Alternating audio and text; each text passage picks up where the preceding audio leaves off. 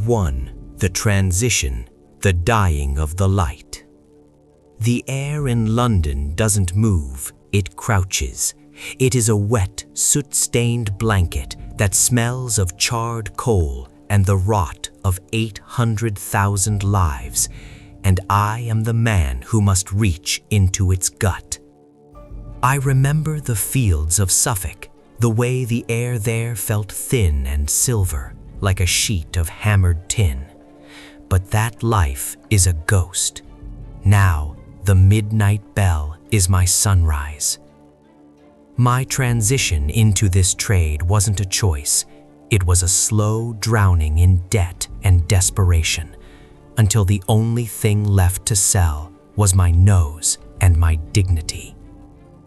I stand at the threshold of a tenement in Whitechapel, the brickwork weeping a greasy black moisture that tastes of sulfur. To be a night soil man is to exist in the negative space of civilization. As the city sleeps, dreaming of progress and Victorian virtue, I descend. The transition from human being to a Gong firmer is marked by the first time the stench stops being a smell and becomes a physical weight against your chest. It is thick, a humid soup of ammonia and hydrogen sulfide that stings the eyes until they tear, the salt of my own body mixing with the effluence of others. I pull my cart, the heavy loader, its iron wheels shrieking against the cobwebs of the narrow alleyways. This is the end of normalcy. I am no longer part of the sunlit world where men barter for silk or tea. I am the janitor of the human animal, the one who witnesses the truth of what we are, creatures of consumption and waste. The transition is complete when you realize that the filth under your fingernails will never truly leave, that the charcoal you rub on your skin to mask the scent is just another layer of the grave. I see the first hole of the night, a gaping maw in the basement of a lodging house, and I feel the shift in my marrow. The world above is a lie. This darkness is the only reality. Act 2: Technical Immersion. The Mechanics of Muck. A night soil tub is not merely a vessel. It is a gravity well of concentrated misery. When full, it weighs nearly 70 pounds, a sloshing, unpredictable mass of liquid effluent and semi-solid sludge that requires a specific, agonizing technique to hoist. You do not lift with your back. You lift with a desperate, animalistic heave, bracing your knees against the slick, crumbling brick of the cesspit. The tools of my trade are primitive, yet brutally efficient. There is the gad prod, a long iron rod used to break up the crust of the waste that hardens at the top, releasing pockets of methane that can turn a man's lungs to lead in seconds.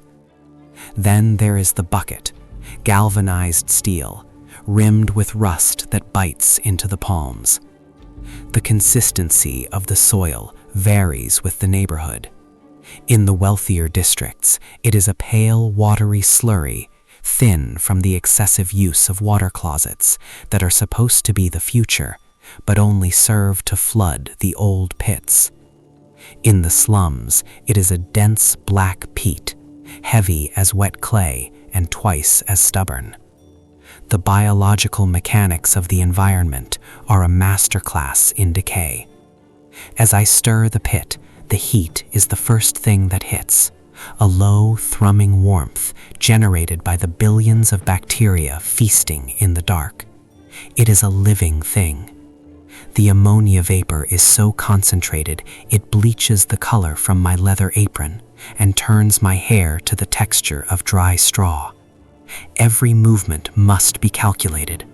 A slip here doesn't just mean a bruise, it means immersion in a cocktail of cholera and typhoid. The viscous texture of the waste sticks to everything, a literal glue of human existence that finds every crack in my boots, every pore in my skin. This is a technical dance performed in the pitch black, guided only by the dim, flickering light of a tallow candle that struggles to stay lit in the oxygen-starved air. This is the architecture of the city's bowels, and I am its sole architect. Act 3. The social grind. The untouchable caste. To be a nightman is to be a phantom in your own city. We are the Gong formers, a title that carries the weight of a curse. My interactions with the upstairs world are limited to the exchange of coin and the sound of doors bolting as I approach.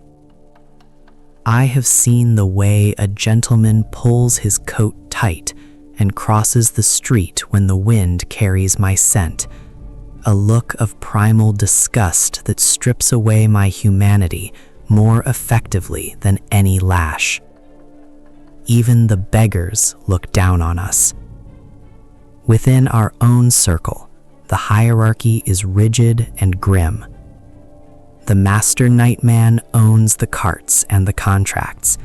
He sits in the pub at the end of the shift, his hands relatively clean, while we, the laborers, huddle in the corner, our faces stained with the soot and grease of the pits. There is no camaraderie, only a shared recognition of our mutual decay. We drink to numb the senses, but the ale tastes of the pit, and the bread we break is handled by fingers that can never be truly washed. I have watched my brothers in this trade lose their families, their wives unable to bear the proximity of a man who breathes out the stench of the sewer even in his sleep. We are a guild of the damned, bound together by the collective secret of the city's shame. When we speak, it is in low grunts and short commands. There is no poetry in the muck. We discuss the structural integrity of a crumbling basement, or the best way to bypass a stubborn landlord, but we never speak of our lives before the darkness.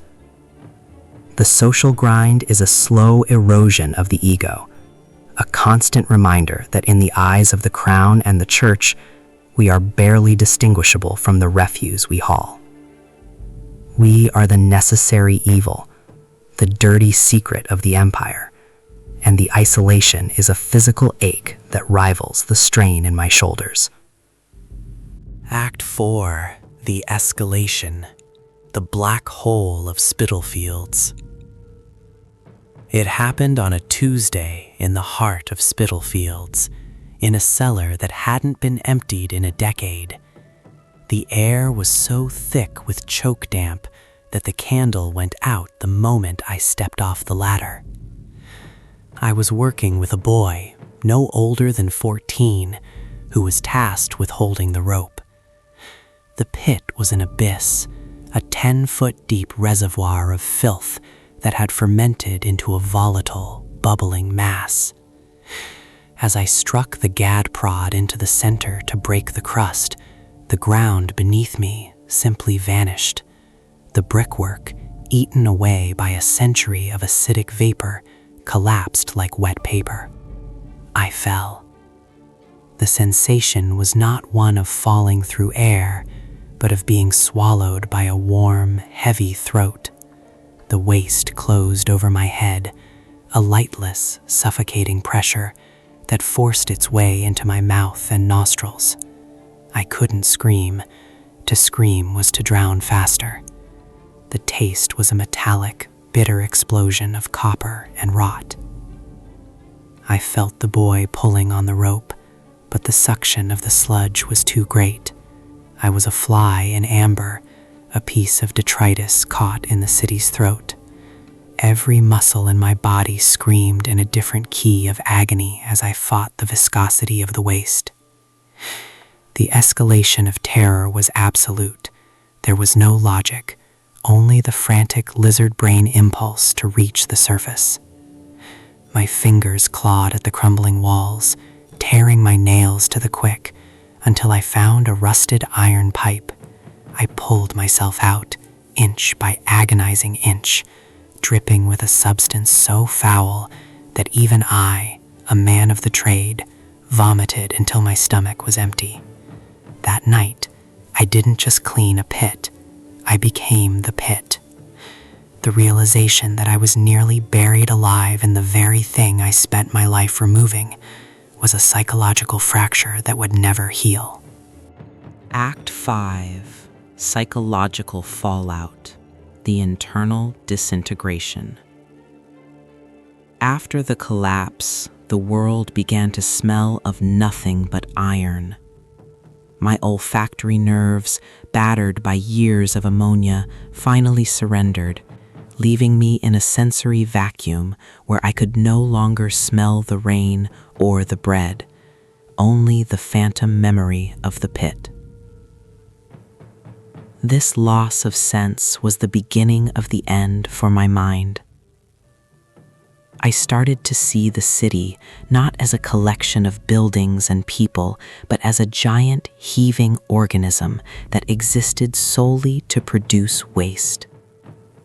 Every grand cathedral, every bustling market, every silk dress was just a precursor to the muck I would eventually carry away.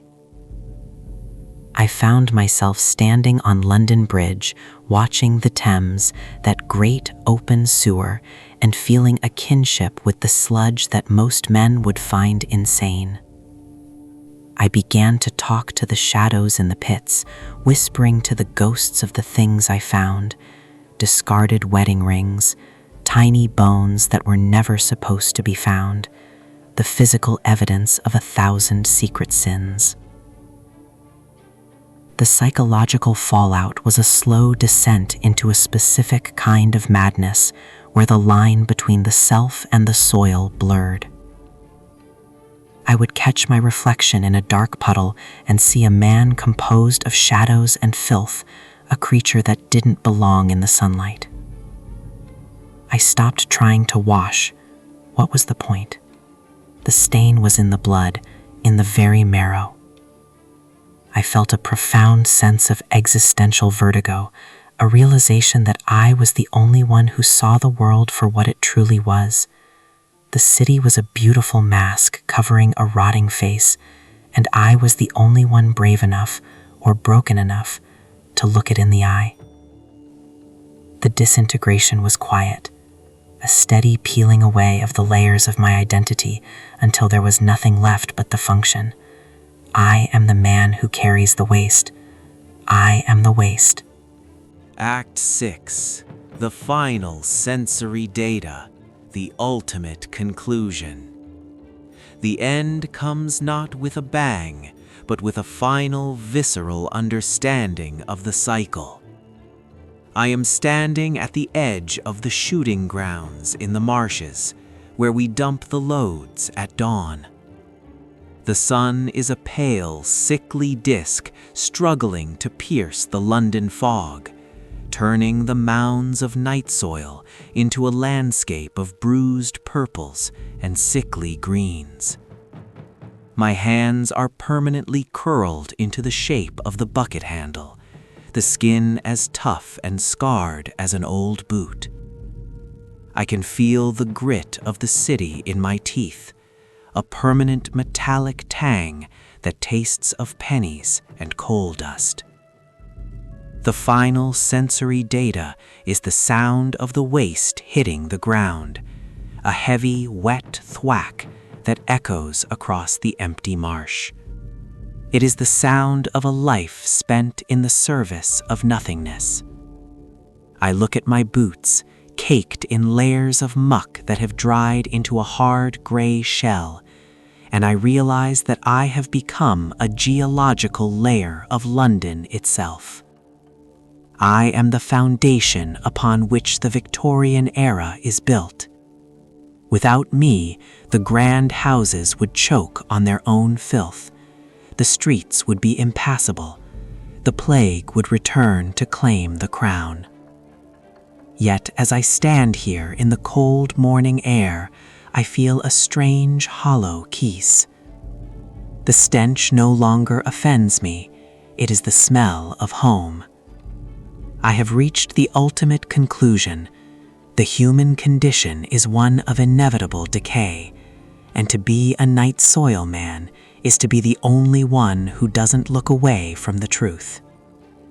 My eyes are clouded with cataracts from the fumes, my joints ache with the damp of 1,000 cellars, and my heart beats with the slow, rhythmic thud of a shovel in the dark. I turn my cart back toward the city, toward the next pit, the next basement, the next descent. The cycle is eternal. The waste is infinite, and I am its faithful servant until the earth finally opens up to take me back, not as a man, but as the soil I have spent my life chasing.